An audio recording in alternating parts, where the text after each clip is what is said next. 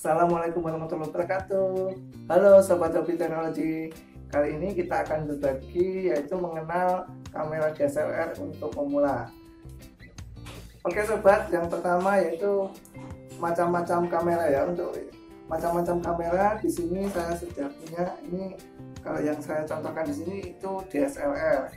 Nah, ada yang lain juga seperti mirrorless, prosumer, kemudian pocket, handycam, kamera handphone, action cam dan lain-lain ya, yang sering kalian pakai. Nah, di sini kita akan khusus untuk mempelajari apa itu kamera DSLR. Nah, DSLR di sini saya contohkan ada merek Nikon dan di sini ada merek Canon ya, sobat. Dan merek lainnya banyak, ada Sony, Pentax, dan lain-lain ya. Ya, untuk yang pertama itu kita fokusnya ke DSLR. DSLR itu apa sih? DSLR itu kepanjangan yaitu digital single lens reflex, atau kamera yang ada cermennya di dalam. Nah, di sini saya buka ya. Di sini jadi ada cermennya, bisa kalian lihat sudah jelas ya. Di sini ada cermennya. Nah, di belakang cermennya itu ada sensor. Jadi kalau kita lihat di viewfinder, sebenarnya kita itu lihat pada cermennya itu. Nah, dari cermen ke refleks kemudian ke viewfindernya ini. Begitu juga dengan kamera Nikon, sama. Di sini juga ada cermennya, makanya disebut dengan DSLR atau single lens reflex. Nah, oke sobat, untuk pengenalan kamera DSLR untuk pemula kali ini kita akan mengenal yaitu bagian-bagian dari DSLR sendiri ya. Yang pertama ada dua komponen utama, yaitu ini namanya body kamera. Ini di sini ada istilahnya apa ya, mesinnya. Kalau di sini ada, kemudian bagian kedua yaitu lensa kamera. Seperti ini lensa kamera. Pada body sendiri yang pertama ini adalah tutup body namanya ya. Ini digunakan untuk melindungi sensor dari luar. Ini ada body, kemudian ada bagian sini. Ini LCD, gunanya untuk kita men-setting atau untuk melihat view dari foto kita. Kemudian di sini ada tombol menu. Nah, di sini kita bisa men-setting. Oke, bisa. Sudah kelihatan. Ya. Di sini kita bisa men-setting dari manual atau ke auto atau yang lain, itu bisa. Kemudian pakai di sini. Nah, di sini ini namanya hotsu. Hotsu ini fungsinya untuk apa? Ya, ini untuk menaruh aksesoris kamera, bisa lighting, bisa flash, trigger, ataupun kalau kalian membuat video ada mikrofon itu juga taruh sini. Atau mungkin bahkan kalian bisa menaruh HP kalian di sini. Nah, jadi nanti beli Hotsu HP tinggal taruh di sini, kemudian disambungkan ke bagian USB-nya. Nah, nanti layar LCD akan pindah ke HP kalian. Itu bisa. Untuk info selanjutnya ya, tetap subscribe dan jangan lupa bunyikan lonceng. Tadi bagian depan ya, atas, kemudian bagian bawah. Bagian bawah di sini ada seperti tombol, bukan tombol ya, apa ini, lubang ini digunakan untuk menaruh DSLR kita pada tripod atau bisa ditambah juga aksesoris yang namanya baterai grip ya. Baterai grip itu apa? Ya, baterai grip itu tempat untuk menyimpan baterai kalian. Jadi satu kamera ini bisa 2 baterai, jadi lebih awet untuk kalian foto-foto ya. Nah, di bagian ini tadi kanan, bagian ini kan juga sama, apapun kameranya itu tetap sama, yaitu tetap ada LCD, botsu, dan juga tempat untuk tripod. Kecuali kamera HP kalian ya sobat, tapi tidak ada lubangnya. Nah, oke. Tadi kita sudah belajar tentang bagian body, baik itu kamera Canon maupun Nikon, yaitu ada banyak kesamaan. Nah, sekarang kita akan belajar apa ini namanya, lensa ya. Lensa dalam DSLR itu ada 2 jenis lensa, yaitu yang pertama lensa zoom, yang kedua lensa fix. Nah, untuk pengenalan DSLR untuk pemula kali ini, yang pertama saya jelaskan apa itu lensa zoom. Lensa zoom yaitu lensa yang bisa di zoom, penak-penakan gitu saja ya. Lensa yang bisa di zoom, kebanyakan lensa zoom itu memiliki beberapa nilai focal length. Contoh, pada kamera saya ini mempunyai focal length, ini bisa dilihat ya tulisannya TFS 18135. Sudah jelas? Kelihatan? Oke. Artinya apa? Berarti zoom pada lensa ini antara 18 mili. 18 mili itu berarti sangat lebar. Kemudian ke 135. Berarti 135 itu agak sempit. Jadi zoom lebih jauh. Itu ya. Jadi arti dari 18135 itu adalah panjangnya focal length yang ada di lensa ini. Kemudian di sini juga ada bagian depan. Ini satu, oke, bisa dilihat.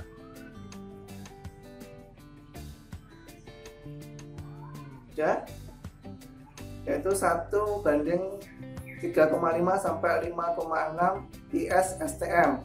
Oke. Apa itu 3,5 sampai 5,6? Yaitu nilai dari F atau diafragma. Diafragma dari lensa ini ya.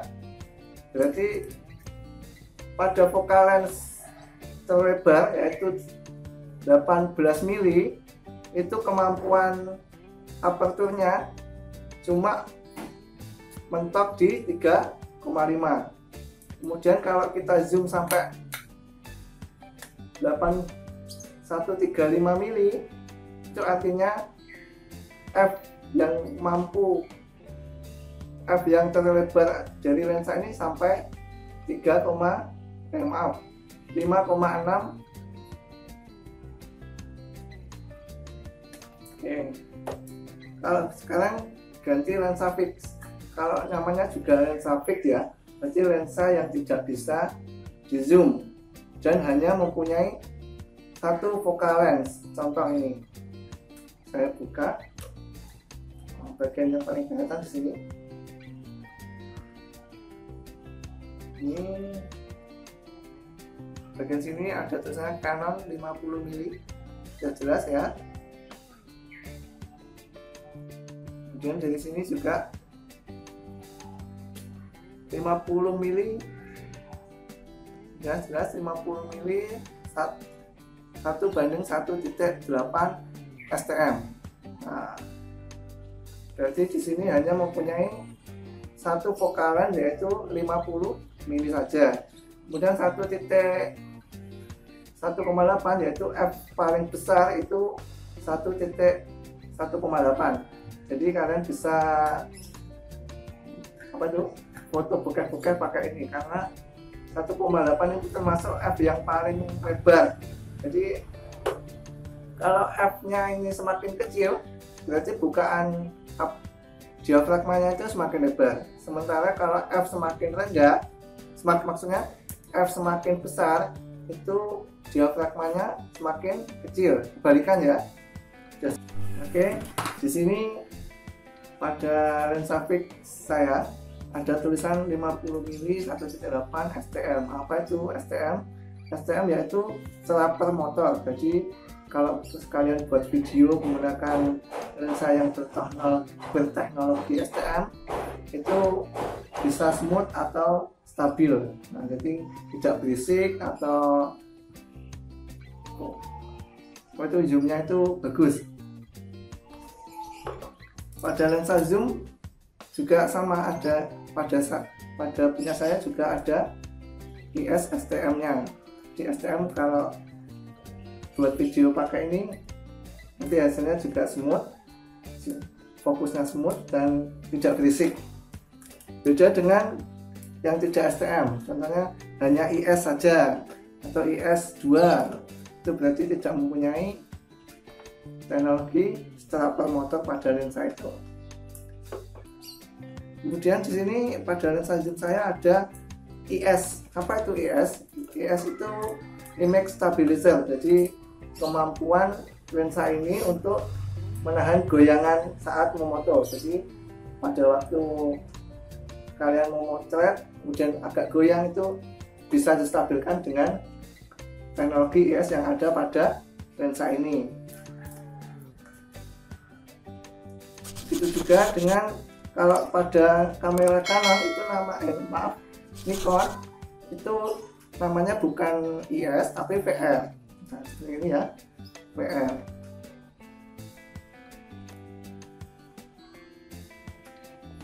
Ya, jelas ya. Nah, di sini ini juga kemampuannya untuk menstabilkan kamera kalian agar tidak goyang.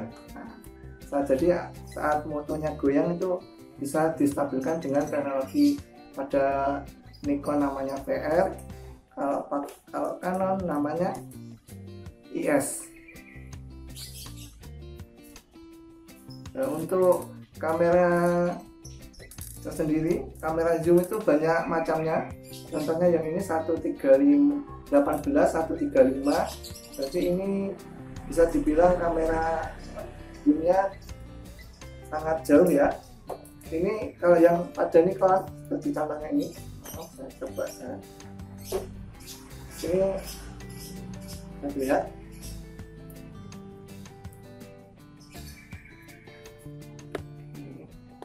Ini jelas ya kawan-kawan, jelas ya sobat teknologi.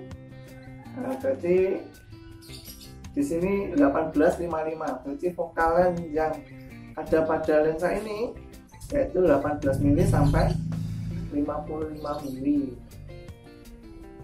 Demikian juga dengan F-nya 3,5 sampai 5,6 seperti yang saya jelaskan tadi ya sobat. Oke sobat, untuk pengenalan kamera DSLR untuk pemula kali ini saya juga akan menjelaskan yaitu cara menggunakan kamera secara singkat ya. Yang pertama yaitu di sini ada tombol on off, di sini ada juga yang di sini, ada juga pada Nikon juga sama di sini. Setiap kamera itu mempunyai tombol on off yang tidak sama, tapi yang jelas semuanya ada tulisan on dan off ya. Bisa kalian di sini ada on off. Kemudian kita nyalakan, akan menyala seperti ini.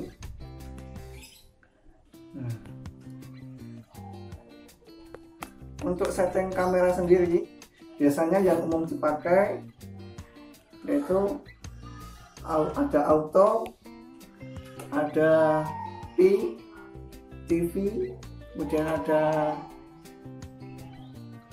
AV dan M. Saya jelaskan semuanya ya. Yang auto kalau di kamera Nikon auto ini ya, auto. Kalau di kamera Canon cuma A, itu sama saja, auto, ada logonya hijau. Auto itu berarti semuanya, baik itu aperture atau focal length, shutter speed, ISO, itu semuanya diserahkan ke kamera kalian. Jadi tinggal tidak usah setting lain-lainnya, cuma tinggal jepret. Oke. Kemudian pada tombol P pada kamera Canon, P, kalau kamera Nikon juga sama P ya. P ini apa? P ini berarti kita hanya bisa men-setting ISO saja. ISO nya bisa kita setting. Untuk diafragma dan shutter speed itu diserahkan ke kamera sendiri. Jadi auto untuk diafragma dan shutter speed. Kemudian kita ke TV. Nah, TV ini ya, TV. Pada TV berarti kita hanya bisa mengatur ISO dan shutter speed saja. Untuk diafragma berarti kita serahkan ke si kamera ini. Kameranya berarti auto untuk diafragma. Kemudian yang satunya lagi AVI. AVI kalau di kamera Nikon cuma A saja ya. Ini berarti kita cuma bisa mengatur yaitu ISO sama diafragma saja. Untuk shutter speed itu diserahkan ke kamera kalian. Kemudian yang terakhir, kalau kalian sudah mahir, sudah jago ya, bisa menggunakan mode M atau manual. Manual itu berarti semuanya settingan itu terserah kalian, baik itu ISO, baik itu diafragma, baik itu shutter speed atau flash, semuanya itu tergantung kalian bisa mengaturnya di sini. Nah, kalau untuk pemula sebaiknya kalian menggunakan auto. Setelah kalian jepret pakai auto, kemudian kemudian bisa dilihat pada ini contohnya, contoh ini ya, contoh gambar. Kemudian bisa pilih info. Nah, pada info di sini bisa dilihat berapa shutter speednya, berapa ISO-nya, menggunakan diafragma berapa itu bisa. Jadi pakai auto dulu, kemudian dilihat hasilnya. Ini belajar, ternyata kalau suasana seperti ini menggunakan ISO seperti ini, atau speed seperti ini, atau yang lainnya. Oke. Untuk yang terakhir yaitu bagaimana kita meng-backup atau menyimpan hasil foto kita ya. Bisa menggunakan kabel USB. Di sini ada kabel, ada colokannya.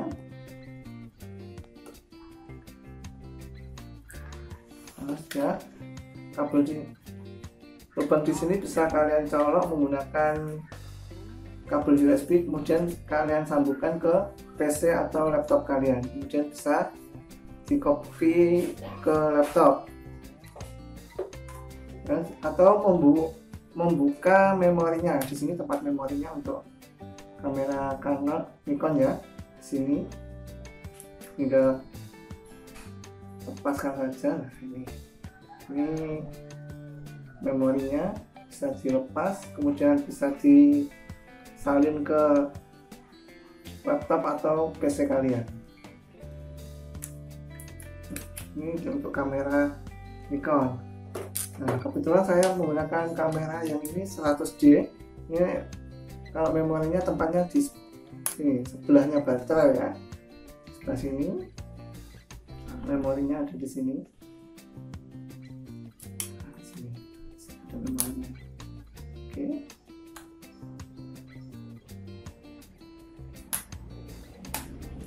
Oke, sobat hobi teknologi, untuk tutorial mengenal kamera DSLR untuk pemula kali ini semoga bermanfaat, dan jangan lupa tetap subscribe dan bunyikan lonceng untuk mendapatkan info-info seputar teknologi, kamera, dan masih banyak lagi yang berguna dengan teknologi.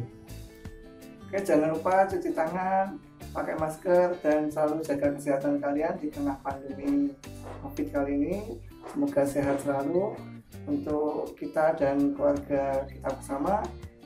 Demikian dari Hobi Teknologi kali ini. Assalamualaikum warahmatullahi wabarakatuh.